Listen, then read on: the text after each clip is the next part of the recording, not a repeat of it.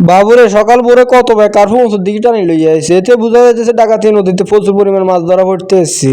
কারো কুতুন না কই আমি হঠাৎ মোবাইল আনাগর কত দিয়েছি কেনে কেনে মাছের দড়ি টানি মসুর দিকে উড়ে লাইতেছি হোলান বুয়া তো আছে গ্রামের বেগুন সাথে সিঁড়িটার মধ্যে বলেছি কত সুন্দর হোলানের কাছে লাগিয়েছে মাছের দিতে ধরতে এসে যতটি বান্ডে ধরছি ব্যাগটি বান্ডের মধ্যে অনেক সুন্দর মাছগুলো হাইতেছে দেখছি এটি সব বউ আলো হোনা হয়তো একের বড় বড় মাছের দেখা সব আছে মুরব্বী জালের তলে মাছ হচ্ছে তো কেনে মাছটা উঠানো করে দেওয়ার চেষ্টা করতেছে দেখছি মুরব্বী কদুলি উঠতেছি উঠি কেনে মাছটা ধরে লিয়ে যেতেছি গ্রামে মাছ ধরার দৃশ্যটা আমার কাছে অনেক ভালো লাগে তাই আপনাদেরকে দেখানোর চেষ্টা করি বেশি বেশি মাছ ধরার দৃশ্যটা রানীর সাথে সাথে কার্ফুটা আল্লাহ ভালো করে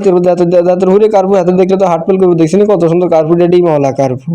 কার্ফুটা আঁকো চা তো হারা নৈশে মনে করছি কার্ফুট একটা বন করে মুরব্বী তো সাইডে বাল্টির মধ্যে পরে এলিছি ধরিতে দিয়েতেছি দেখছি কত রাজ্যে মানুষ বের করছে এই কার্ফুটাতে চা নিলাম শাসা করে উঠে গেলাম ব্রিজের উপরে ভিউটা দেখছি কত সুন্দর লাগতেছে যারা শহর আছেন তা তাই আমরা গ্রামে চলে দেখছি গ্রামের সৌন্দর্যটা